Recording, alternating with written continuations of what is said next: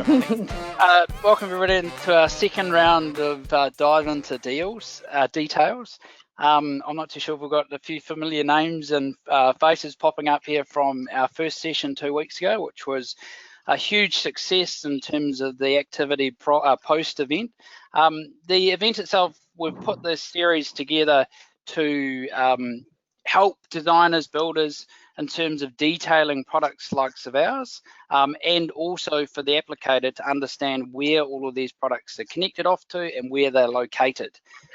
This week, we're doing something slightly different. We're looking at various connection details with other building products or other building methodologies. So something a little bit unique, and it's something that we do a lot of at ProClima. It's not just focusing on timber frame construction. We do work with a lot of other industry suppliers and come up with system solutions for their product offerings. So just before we get started, I'll just go through and show you on our ProClima website as to where the construction detail library is.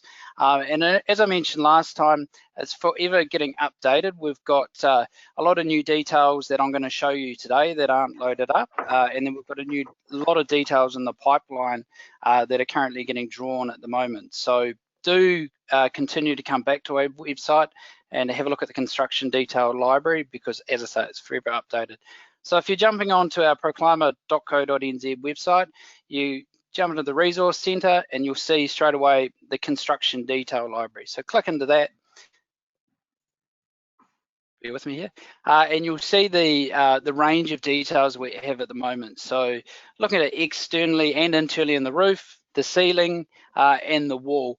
These details will be added as well with different types of construction methodology, as well as some of the penetration details, so pipes and cables, and also windows, which seems to be the hot topic in the industry at the moment. So just as an example, if you click into the roof section, you'll see the range of internal and external details. So when we're talking about the weather tightness, we're talking about the orange construction details, and the air tightness being the blue details. Sneak peek into one of the details we'll have in our next session on the 16th, which we're focusing on the roofing side of things and above sheathing ventilation. So just an example of one of the details, this one being the valley and the different valley tray and support options for that particular detail.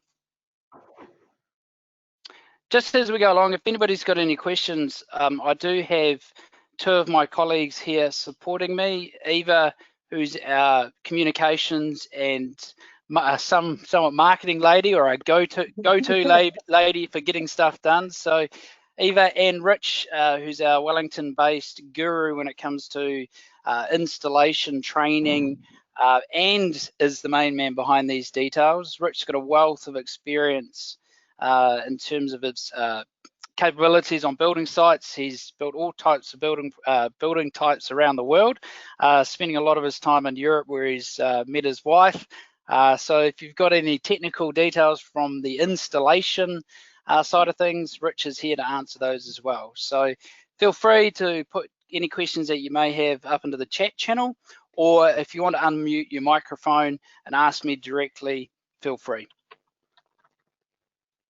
Rightio, so what we're going to go through today is a little bit of an introduction on ProClima as a company and our product offering.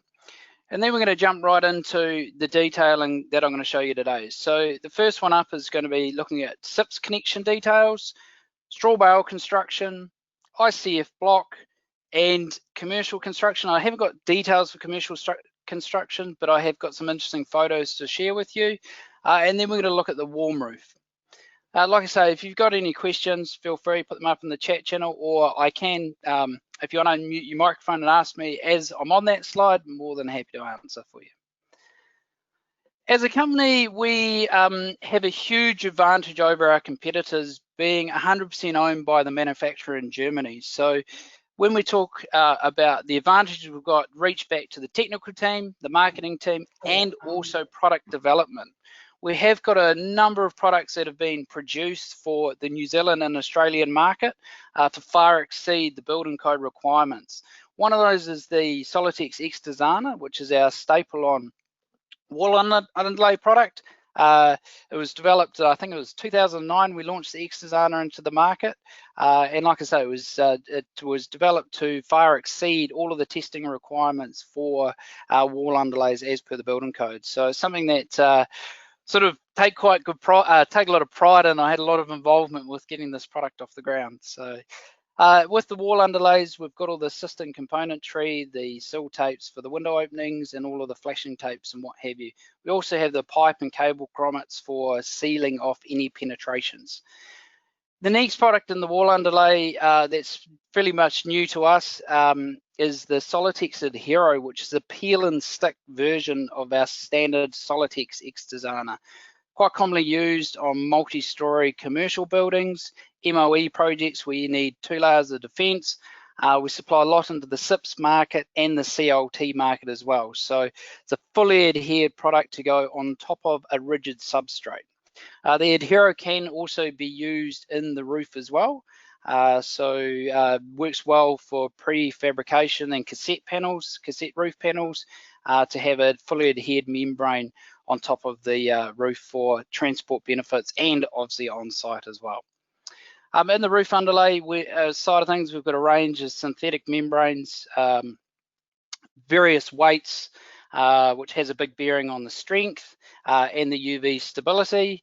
As you'll see per the detail, we do always try and promote in the roof what we see is international best practice, and that is to have a ventilation and drainage plane between the underside of the roof and the face of the membrane. So very, very similar detail to the way you're drawing standard 360 for wall details with the framing with insulation, the building wrap, and the 20mm cavity. Also on the roof, we've got the Solitex UM, which is a specialist tray roof underlay for installation on top of a rigid sheathing material or a sarking board, designed to support the tray for expansion and contraction, preventing oil canning, as well as a drainage plane and a separation layer between the roof and the underlay. On the inside of the product, inside of the diagram, you'll see is our Intello, which is a humidity variable airtightness layer, which is installed on the warm side of the insulation. In the internal side of things, we've got various products. So obviously the Intello and the original Intello, which is a wood fiber based membrane for basically the same application. As part of the system, it's got all its system componentry, tapes, glues, grommets, and what have you. Along the bottom, you'll see a lot of different logos for the various standards or testing requirements that we've met, obviously being brands and code mark. We're also the Australasian distributor for the Minneapolis blower door. A lot of blower door operators throughout New Zealand. You'll be able to find a blower door operator on our website under blower door operators. So if you are looking at doing a test for to meet a certain criteria, a certain standard like passive house, or as simple as using the device for a draft stopping exercise. So jump on our website if you're after an operator. The other logos on the left-hand side, we have our sensitive choice. It's something that's fairly new to the internal membranes, the standard that we met through the Asthma Foundation. So it's actually just saw an article from an event that we did in Nelson that was written up by the Asthma Foundation. So Eva, you're not actually aware of that. I just got it as a text message before. So very interesting. The other one is passive house componentry. A lot of our internal products, passive house components. As of 2 weeks ago, a new product that is new to us is the spray-on Arizona Viscon, which is a spray-on airtightness membrane. Has been passive house certified, so another one to add to the range. The logos on the far left, probably my favorite of all, the red, list free and declare. I'm not too sure if any of you have been involved in the Living Building Challenge. Living Building Challenge requirements is to use products without any nasty toxic ingredients.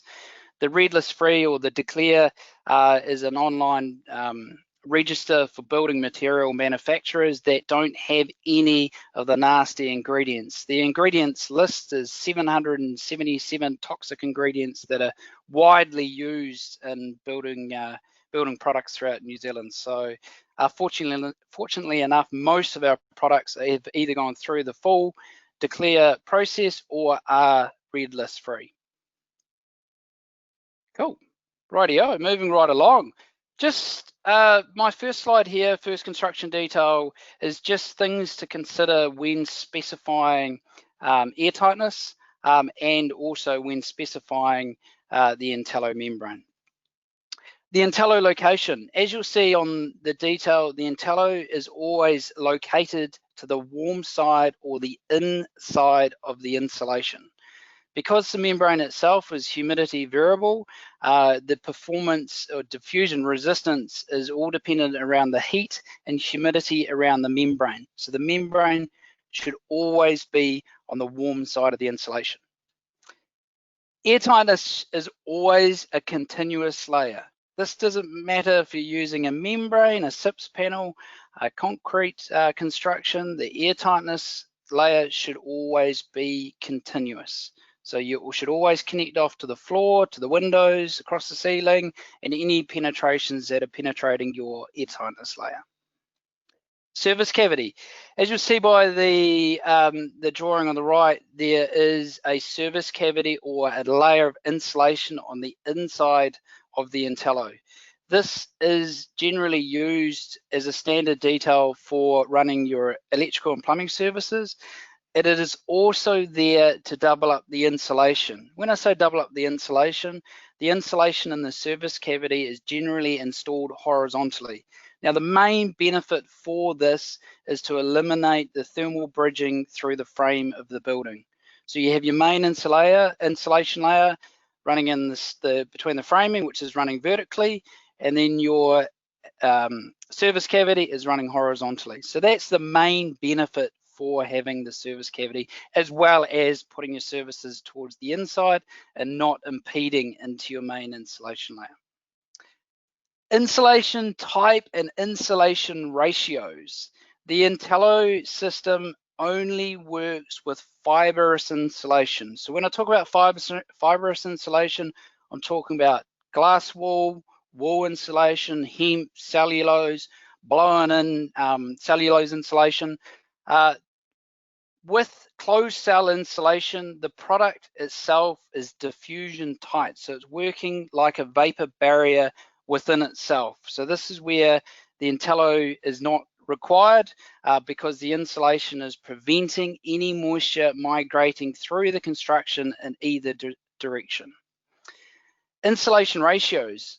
We have a general rule of thumb when detailing and specifying the Intello membrane is around the ratios of insulation from within the main frame and in the surface cavity. Now this ratio is 1/3, 2/3. So 2/3 of the insulation behind the Intello and 1/3 of the insulation in front of the Intello. The reason for this is obviously, as I mentioned, about the product being humidity variable, and the location of the Intello needs to be towards the inside. And this is where we have a general rule of thumb in terms of the ratios of insulation.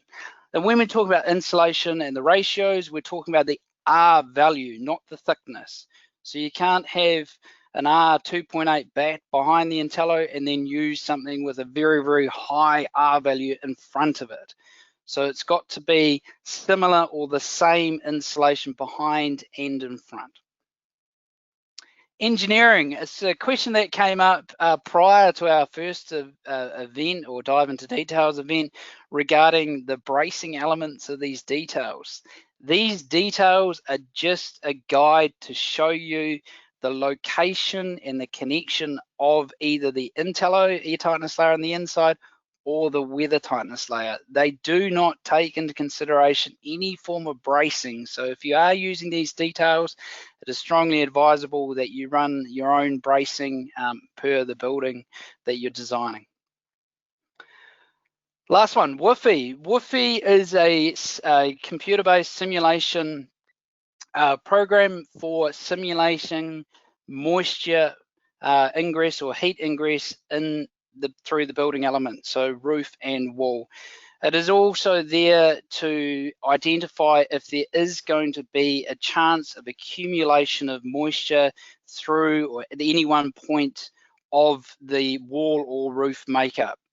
One thing with woofy is when you're looking at construction details, it is very easy to change the drying capacity of a wall or roof makeup by either simply changing the color of the cladding or changing the internal linings. So it is advisable to run woofy simulations on your wall and roof assemblies. To find out more about woofy, you can download our Clima study, which is on our website, which I think Eva will put up the link into the chat channel. In the study, there's some examples of woofy simulations of the same wall makeup in different climate zones throughout New Zealand. So I believe it's Auckland, Wellington, Christchurch, and Invercargill. And the woofy simulations are done with and without Intello. And there's a huge difference in the different climate zones in terms of the performance or the potential buildup of moisture in the wall assembly. So download the study and have a look. There's also some interesting things around roof underlays, also a little bit on blow-it or testing. And my favorite in there is a couple of key things and drawings on thermal bridging, which is another hot topic in the industry around steel construction, steel portals and what have you. So definitely download the study and have a bit of a read. One word of warning, don't try and read it front cover to the back in one sitting, otherwise you'll have a massive brain explosion because there's a lot of information in there. Cool. Rightio, the first detail of the evening that we're going to look at is the connection from a rafter roof with Intello on the inside connecting off to a SIPS panel wall. This is something that we do a lot of throughout the country using a combination of SIPS construction and the Clima Intello. So the discussion around the airtightness being a continuous layer. So obviously the advantage with SIPS construction is the panels themselves are airtight. So the main thing with the wall panel is that you connect the panel to panel using a product like the Tescon Explorer, and then you connect off from the panel to the floor, as well as any penetration, so windows, doors, and any electrical and plumbing services that are running through the panel itself. With a detail like this, we have a continuous airtightness layer being the Intello running across the underside of the rafter and connecting off to the top of the SIPS panel. So that's creating our continuous airtightness layer. So the junction that we're interested in tonight is the connection around the perimeter of the top plate from our Intello airtightness layer to our airtight SIP panel wall. This can be done using either the Tescon Varna or the Tescon Explorer tape. How that looks. It's an example of a architect's own home in Wanaka that we did. They used a SIPS panel for the walls and a rafter ceiling, pretty much as per that detail. So as you'll see around the walls, you've got the connection from the Intello using the Varna to the SIPS panel, and then the SIPS panels are connected off to each other using the 60mm Varna as well. Can't quite see in that detail, but there is the taping around the perimeter of the window to give you that continuous air tightness connection, as well as the floor. Rightio, one thing with all of these details is the junction at the top plate or the junction between the internal and external wall. So one of the things that we run over last week with standard timber frame construction is this particular detail. So one thing that we need to do at the top plate is install a 300mm wide Intello Plus connection strip. The reason for that is when we come to install the main Intello airtightness layer, we need to pick up the connection on either side of the top plate, or as per this detail, the junction on either side of the internal wall. This particular detail or this particular product needs to be installed at the framing stage when the internal walls are erected. Photos of that, so we've got a standard timber frame building in Queenstown on the right hand side. So you'll see prior to the installation, the insulation and the Intello, you'll see a 300mm wide Intello Plus connection strip, and then the photo on the right is the photo post the installation of the Intello. And as you can see, the Intello is connected off with a 60mm Tescon Varna either side of the top plate. With SIPS panel construction, you must terminate this connection strip at the top plate where the internal wall meets the external wall. So again, this needs to be done or considered at the framing stage of the build. Anybody any questions just before we move on to the next detail? Nope, all good. The same applies for when you're using likes of exposed truss. You can see the Intello Plus connection strip installed at the point where the trusses are erected, and then when the main Intello layer is connected, it's connected off either side. Rightio, my next detail of the night works for both ICF block, which is a insulated concrete form, or straw bale construction, both of which we do a lot of in New Zealand, where the Intello is installed the same as the SIPS panel detail, is installed at the underside of the rafter or the truss, running along and connecting to our airtight wall. Now, in a straw bale construction, the airtightness layer in the wall is the plaster system that is put on the face of the bale. I've got a couple of photos of those in my coming slides. So the continuous airtightness connection is from the Intello to the top plate or the top of the ICF wall, or from the Intello down into the plaster of the straw bale wall.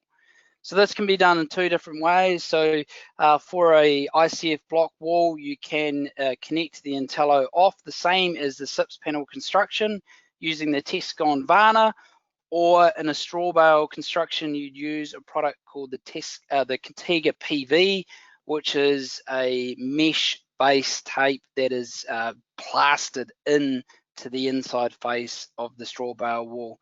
The same can apply when using a masonry block wall with a render system on the inside. You can use the Contiga PV for that. You will see that type of construction used widely throughout Europe. So how that looks, this is a ICF block project in Nelson. These photos were just actually taken this week. This is another architect's own home. So what we're seeing here is the Intello running on the undercord of the trusses and connecting off around the perimeter at the top plate to the ICF block wall. In this case, they've used the Tescon Varna. Same project, just at a different angle. One thing with this type of construction with an ICF block wall is that you can use, if you have a very porous surface at the top, you can use the Orcon, which is a liquid adhesive, which can be pushed into the porous or rough surface of the ICF block wall. One slide I've just jumped past is a question that comes up quite often is around what type of sealing battens can be used with Intello, so you don't have to perforate a side-mounted rondo clip off the side of the rafter or the side of the truss. This is an off-the-shelf solution. It's the Rondo Better Fix clip, so BETAFIX clip, which is an adjustable face-mounted clip system that can be used on the roof and on the wall. So if I can just step in there, just a question here from Julie with regard to how the Intello connection strip is protected from UV and weather. Good question. Seeming that in Australia, they're recommending Extazana. What's your comment on that? Very timely, actually. We have just completed some testing on a membrane that will be used or will supersede the Intello Plus connection strip. Still going to be a humidity variable product, but it will have a high UV stable layer on the outside and on the underside. So I'm not too sure, Julia, if you're with us last week for the mid-floor connection and external wall connection. We have details that go from the inside face out past the end of the joist and back into the inside face of the bottom plate. In that situation, we need the UV stabilizer on both sides, and obviously the advantage with a product that can be used for the internal connection strip and the mid-floor is what we're trying to achieve, and this is where we've developed a product that will hopefully come to the market maybe later in the year or the start of next year. And just one more question for you, Si, if you want to take it now. Yeah, Timo is sure. asking, would you apply extra sealant and so on behind that clip? I mean, to the penetration. Yeah, good question. So in the ICF block details that you can see, they've used a packer behind between the clip and the underside of the Intello. It's quite common with the minimal adjustment with this particular clip that you'd use a piece of Mouthoid. In terms of the leakage around the fixing points, because you're screwing or sandwiching the Intello between the clip and the undercord of the truss or the rafter, you're going to get very little leakage, if any. So you could, if you really wanted to. In my personal home, I put a rubber-based tape underneath all of the fixings through the Intello. Did it achieve anything? Questionable. So if you want to go the extra mile, yes, you could do if you really wanted to, but there's no real gain. Cool. Thanks, Si. Rightio, so sticking with that same detail, just got a couple of photos here of a straw bale build and how that detail is done using the Contiga IQ, which is the mesh-based tape, which will be plastered into the airtightness layer, which is our plaster system on the inside of the bale. So as you can see in the photos, you've got the connection from the Intello hanging down with the Contiga IQ, and then that will be plastered in. Please note, more insulation will be fitted into that gap. It's not left like that. So it's just a photo showing how that connection's done. The same applies, and I probably shouldn't have put this in these slides because we are going to have a session on window detailing, but the same applies around the perimeter of the windows and doors. So as you can see, we've got a UPVC window with the Contiga PV connecting off, and then that will be plastered in. So that gives you your airtightness connection at the window door, from the window, which is airtight, or hopefully airtight, to the plaster system, which is airtight. So that's how that works. It's really critical with this type of construction that you do get these connections right, because you'll have movement between a PVC, aluminium or timber window and a plaster system. And the last thing you want is a crack or a gap opening up between those two elements. So it is really critical that you get those details correct. The photo on the left is a recently certified straw bale passive house in Central Otago. I believe it's the first certified passive house that is straw bale construction for designed and built by Hybena down in Luggett. So this is post the first layer of plaster being applied to the inside face of the bales. Rightio, one thing we've talked about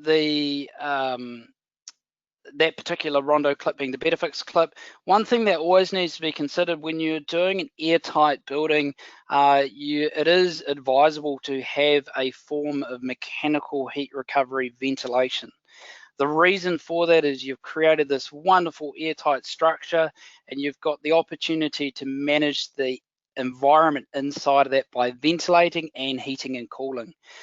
So one thing to consider if you are using a mechanical ventilation system is to allow for sufficient space between the underside of the Intello and the back of the plasterboard to run all of your services and your ventilation ducting. So as you see, this particular detail is one actually applied to my own home, and we have 90 millimeters from the back of the plasterboard to the underside of the Intello, and you've got clean runs to run all of your ventilation ducting. The reason why you run your ventilation ducting on the inside of the thermal envelope is purely for performance. The last thing you want to do is have your ducting running up in the roof space, and you have a nice summer's day.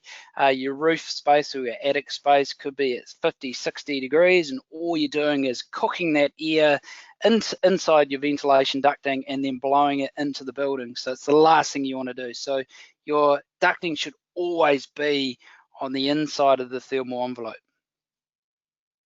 Couple of photos. This is my own home. So we have on the left our supply air to, or extract air to all of the rooms.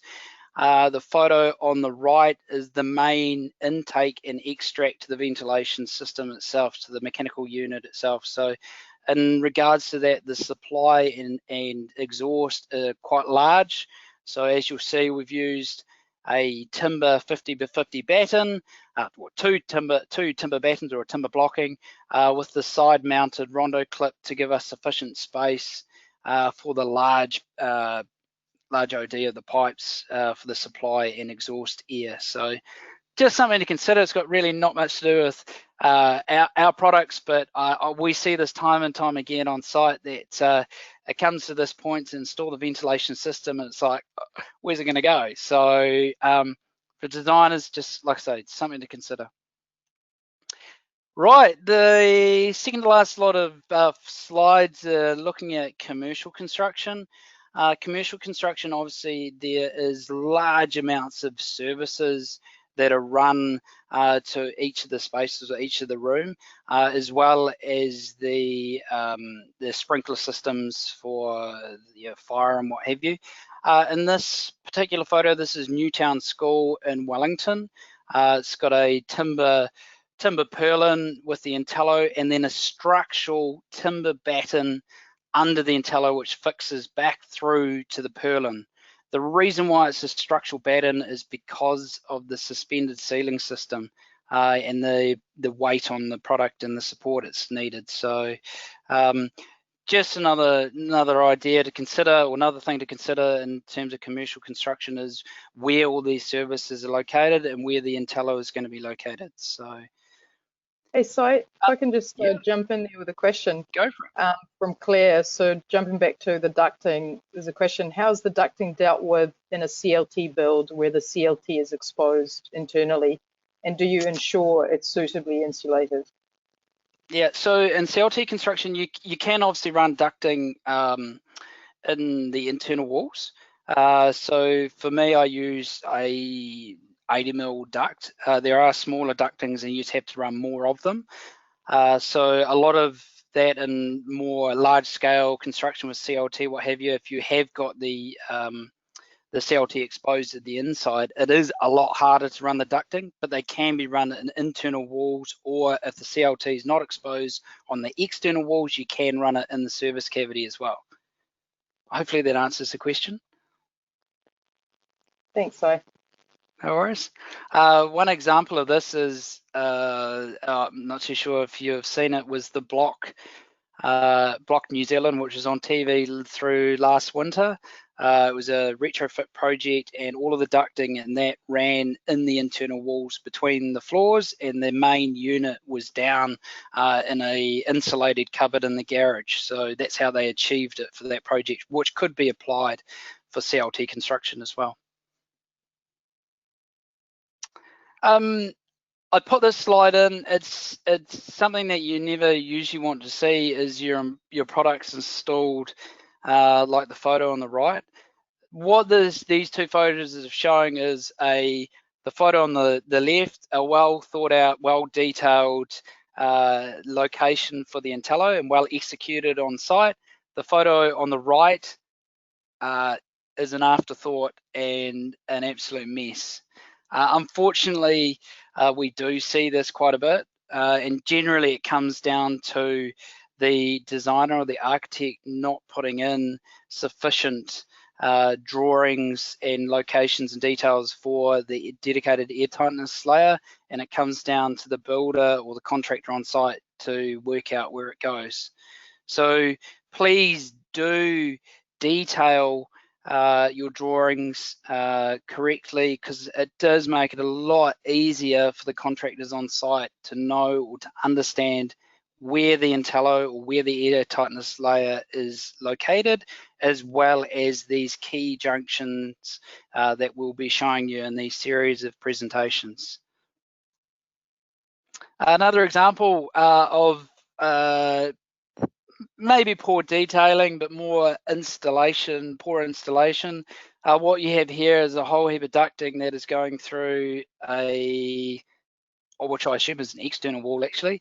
And as you'll see, the contractor on site obviously hasn't achieved the airtightness standard that may have been specified and has started blowing in expanding foam everywhere. I can tell you now, expanding foam is definitely not airtight. And if it is at time of testing, it won't be in a short number of years. So please do not use expanding foam for airtightness, and always recommend the correct pipe grommets or penetration detailing when running services through your airtightness layer. Right, the last detail, which is one I actually showed in the last session, is the connection between a timber framed wall with a dedicated airtightness layer being an Intello connecting off to a warm roof structure. So with warm roof construction, the airtightness layer, hang on, I'll just have a quick drink. The airtightness layer is the substrate the warm roof is sitting on. In this particular detail, the substrate that the warm roof is sitting on is a form of sheathing, whether it be a sort of 20mm plywood or some other sheathing material. So it is paramount that the sheathing is taped off at the sheet joints to give you your continuous airtightness layer. The reason why the airtightness layer is the substrate that the warm roof is sitting on is because of the dew point. So in this particular detail, you'll see that there is no insulation installed on the underside of the warm roof. And that is because the dew point in this particular detail is on the outside of on the outside of the warm roof structure. By putting bulk insulation on the underside of a warm roof, you are running the risk of moving the dew point to the underside of the structure that the warm roof is sitting on. That is also the reason why the Intello does not go up the wall and across the ceiling. Because of that, the substrate is our airtight and diffusion tight layer. So in this particular detail, the Intello will run up the external wall and it will connect off to the underside of the floor joist or the rafter, and the rafter is glued to the substrate that the warm roof is sitting on. So the continuous airtightness connection runs up the wall, connects off to the underside of the joist, through the joist, and connects off to the substrate the warm roof is sitting on. I have got a couple of photos, one project in Christchurch that was recently done towards the end of the last year, and you'll see the blocking is glued in to the side of the rafter, and then the blocking is glued into the underside of the ply substrate. In this particular detail, once the insulation is installed, the Intello will run up the external wall and connecting off to this row of blocking. Now behind that blocking is a layer of insulation. If you wanted to, you could move that row of blocking further out towards the inside of the building and put additional insulation layer in that space. So the blocking layer doesn't need to be right on top of the external wall. It can be within 100mm, 200mm, half a meter if you choose. So that is just showing one way it's been done. The other way it can be done, which is my preferable option because you use copious amounts of tape, is to install the Intello around the joist and connect off to the substrate that the warm roof or the mid-floor is sitting on. So in this particular detail, as you see, they've used the Intello and the Tescon Varna around the joist and taped off to the underside of the substrate. The other way it can be done is with the Arizona Viscon. As I mentioned earlier in the presentation, it is a sprayable humidity variable air tightness layer. I guess you could see as the cheats way of doing it, that you don't need to fiddly put bits of tape and glue around, you just blast it in there to fill the void. In this situation, you'll see the Intello runs up and it will connect off to that layer of Arizona Viscon to give you your continuous air tightness connection. Another way to do it also can be used if you don't have sufficient access into that space. It can be easier just to get your spray gun and blow the Arizona Viscon in there. Rightio, just preempting the next session, which is going to be on the 16th of July. Probably one of the key topics at present in the industry, especially for us anyway, is around the roof detailing. As I mentioned earlier in my presentation, we're always wanting to promote international best practice, which is to have your drainage and ventilation plane between the underside of the iron and the surface of the roof underlay. So definitely tune in on the 16th. Rich will be running this session. He's a guru in this space, and there's definitely a lot to be learned. So please join us on the 16th, yeah, look forward to doing that. Oops. Just a quick summary. So the terms buildings have to breathe is widely thrown around in the industry. Absolute load of rubbish. Buildings have to dry, people have to breathe. You can't control what you can't measure. You can't manage what you can't control what you can't contain. You can't manage what you can't measure. And my favorite of all, build tight and ventilate right. Done. Anybody got any questions?